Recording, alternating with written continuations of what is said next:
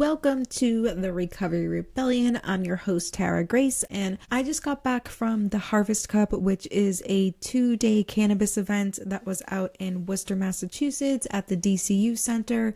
You know, every single time I've done an event, I have had at least a couple people come up to me and tell me, I used to do XYZ, it's been X amount of years since I've done this, but there are so many people in the cannabis community who have a chaotic past with substances, and they've moved on and they now have normal lives and partake in cannabis. Some do it recreationally, some do it medically, some it's both, some, whatever. There's all different variations of it. And it just really got me thinking about how we don't talk about these people enough. We don't talk, and I'm not just talking about in the cannabis community. I'm talking about the amount of people who had a substance use disorder and moved on and then didn't make recovery their whole identity. They just moved on. They're not in recovery groups. They're not on social media talking about it. They're just living their life, raising their kids, running businesses, going to work, going to school, and you'd never even know what their past looks like or even know about their past unless you knew them back then or they told you about it. But the recovery community has built this whole fairy tale version, right, of what it means to make it out. You know, the one where the disease model script is that you're never fully healed and that you're powerless and that, you're one bad decision away from losing everything all over again. And, you work hard for your recovery every single day and you've turned your life around, your big redemption story, blah, blah, blah, blah, blah, right? And it's beautiful, right? The whole redemption, surrender, transformation bullshit. But that's what it is, though. It's also bullshit because it keeps people half healed. It keeps them dependent on the system that profits off of people when they pick up again. The recovery fairy tale, it doesn't teach you to trust yourself. It teaches you that you can't trust yourself. It teaches you to question yourself. It doesn't teach you how to grow and be confident. It teaches you fear, and it doesn't teach you about autonomy, right? It teaches you to fall in line and do what you need to do and blah, blah, blah, blah. You don't know what's good for you. That's why you got to listen to other people and all this other shit. And obviously everybody's experience is a little bit different in the institution of recovery, but for the most part, there is a script and a layout. And if you belong to that type of community, that's the way that it looks, right? And again, there's varying degrees of it, but the treatment community, that's what they breed. Traditional treatment thrives off of that recovery fairy tale. That is what keeps them paid. That is what keeps those beds filled. It's just so frustrating because there's this whole idea of what the so-called addict needs, right? What's best for them, what they can handle, what they should do. And honestly, a lot of it is just bullshit and arrogance, and obviously it's dangerous, and a lot of it is just these stupid motherfuckers who make it a few years sober and then suddenly they think that they know what's best for everyone. Some of them don't even have years. All of these people who play this tough guy, do it because I love you. No, you do it because you're an arrogant asshole and because you feel like you have some power over somebody who has 2 weeks sober. It's just, all of it just disgusts me. And I'm so tired of pretending. We always talk about all pathways are equal, and they're just not. They're not. There are pathways that are straight up killing people, and the pathway that's killing the most people is the mainstream one, right? The one that shames medication, the one that glorifies abstinence, and it's all just bullshit. But yeah, this weekend it just really got me thinking about how many people had a chaotic relationship with drugs for however long, and then they moved on, and we don't hear or talk about those people because they're not talking about it because they've just moved on. And then how much just mainstream recovery has this fairy tale and owns this narrative that is factually untrue, and it just makes me sick. At one point, and not even that long ago, I was thinking, I was like, I would love to network more in the recovery community, but I just can't. Like, there's just no way that will ever work. And honestly, think about it. Do you think that with my tablecloth now, because I used to have a different tablecloth, like, do you think that I could table at a recovery event with my cannabis tablecloth? I'm guessing probably not. There was 2 summers ago that I did table 2 recovery events, but I didn't have that tablecloth yet. And it just said like overdose prevention on it. But I wonder, had I pulled out a tablecloth with a cannabis leaf on the front, like the one I have now, what would have happened is, I don't know. And really thinking about it, would I feel comfortable showing up to a recovery event with a bunch of resource tables that are all your traditional recovery? I mean, there's a couple of places mixed in there, but for the most part, it's the same old disease model bullshit, right? Would I feel comfortable pulling out my tablecloth? Probably not. Probably not. And I could say, well, I could have a different tablecloth for when I go to those events, but no, like, I'm not going to change who I am to be a part of their community, even though I could go back and forth with this and say, well, I need to so that I can get in the door, so that I can go in there and try to make the change. But honestly, I'm not going to make a change in there. Like, the money is too strong. And then when you look at the whole treatment to prison pipeline and all of that shit, like the treatment industry feeds the prison industry, right? And then the prison industry also feeds the treatment industry, because think about when people have to parole or when they're on probation and they get into a halfway house, all of that shit, like everything feeds each other. And then when people are on probation and in that housing, when they don't follow the rules, then they're sending them back to prison.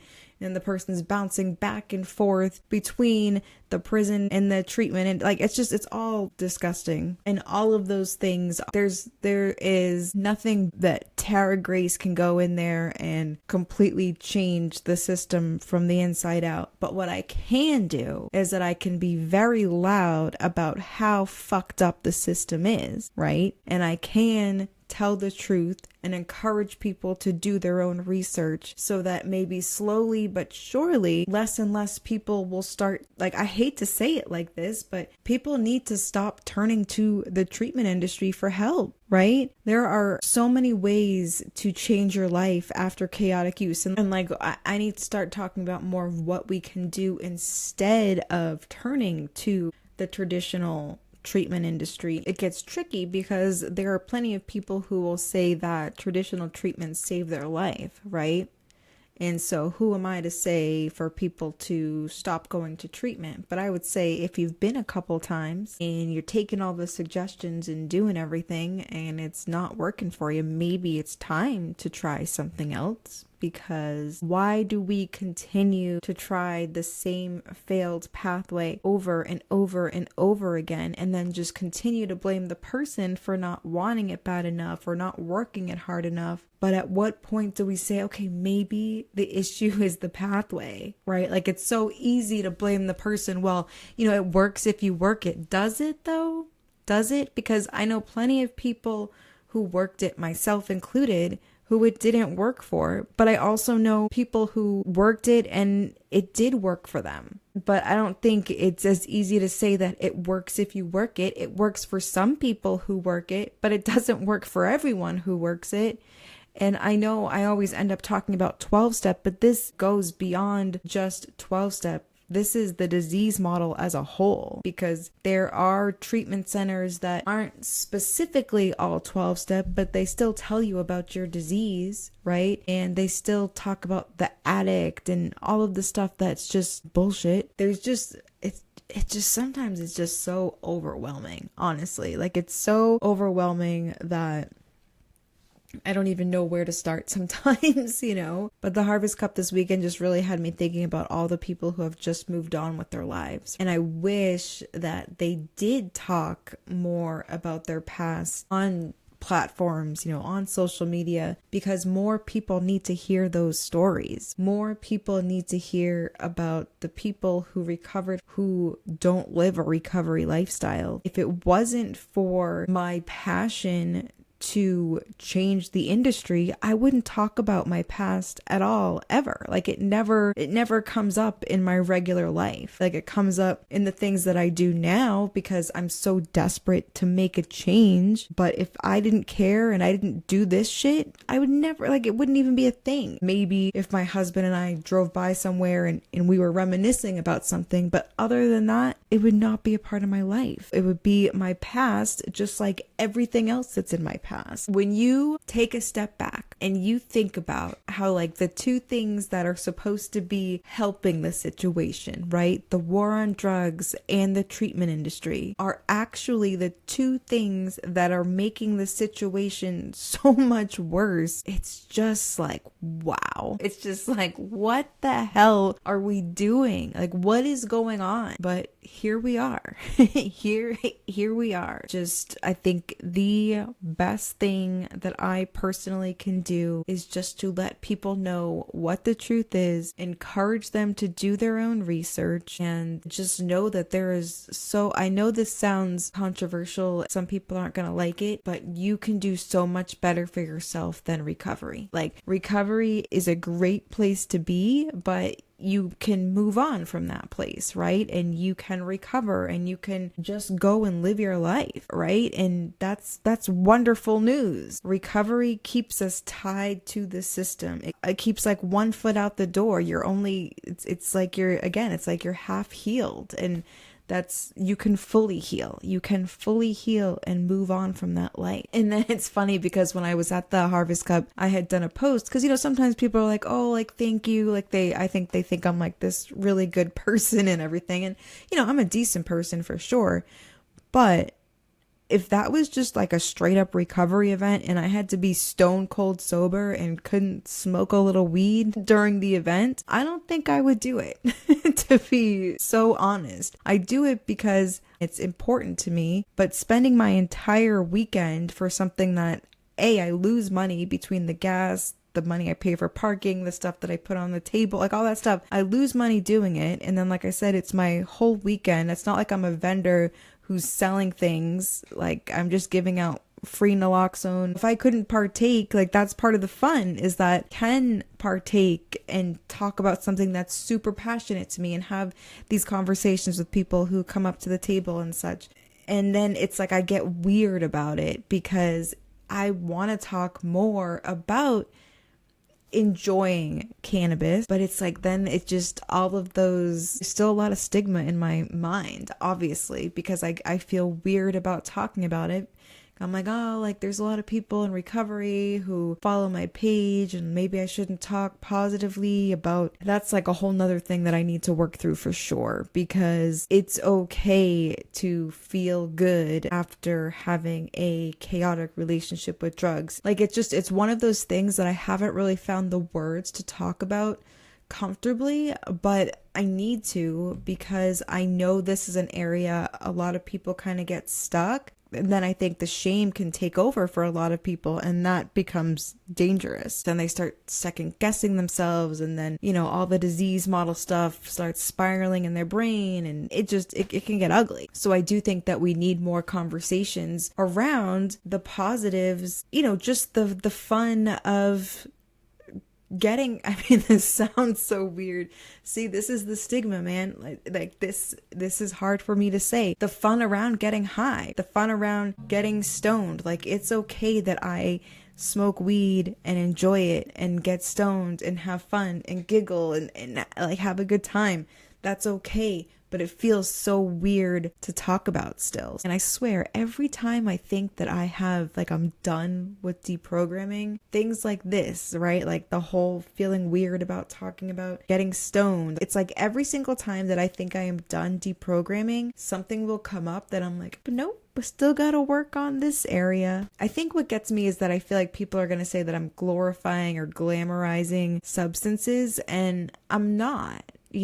But cannabis, for me, I really enjoy it, and that's okay. But it feels like something that I shouldn't talk about But I know that's just the stigma, right? Because I'm scared of what other people will think. And who gives a fuck what other people will think? I know there are so many people who love cannabis and who have a past with other substances, and people who will say that cannabis saved their life. And I'm one of them. I really feel like my relationship with cannabis has been so good for me. But there's some that, oh my God, like, she's in such denial. That's something a drug addict would say, like, blah, blah, blah, blah. I can't believe that was the Harvest Cup, you know, like November. I want to say I signed up for the Harvest Cup like the first of the year. It was a long time ago. And I remember being like, wow, November, like, it's going to be towards the end of the year. And then here we are. The Harvest Cup has come and gone now, tabling these cannabis events. This year, I have done more than I did the previous year, so I hope that next year I do a little bit more than I did this year. And as I continue to meet more people, I think that will be the case. That's a good thing, because in terms of getting more involved in the recovery community, it's just not going to happen. There's just no way. I cannot fake it with these people. I just feel like if I wanted to be accepted at some of these events, I would have to hold my tongue more than I want to, and I'm not going to do that, because the way that we're going to make a change is by being honest. And I feel like the truth is the only way to make a change, right? Because I can't go in there and just change everything. But if more people hear the truth, like, there's so many people that don't even know there's issues with the treatment, right? There are so many people who think the biggest issues with treatment is that people don't want it bad enough. I mean, that's just insane. People don't want to continue to suffer over and over and over again, but it just keeps them treating all of the symptoms but never getting to the root of the actual cause. Because if they got to the root of the cause, well, then you wouldn't come back to treatment. I'm just over the treatment industry, and I'm not going to shrink to try to be near them to try to make a change, because I think I can make more of a change away from them by just being honest and not having to sugarcoat things. I am going to wrap this up. I have so many things to do. You can expect an upload from me this Sunday. I will have an interview going up, so look out for that. I hope that you guys have a wonderful rest of your day, and I will talk to you later.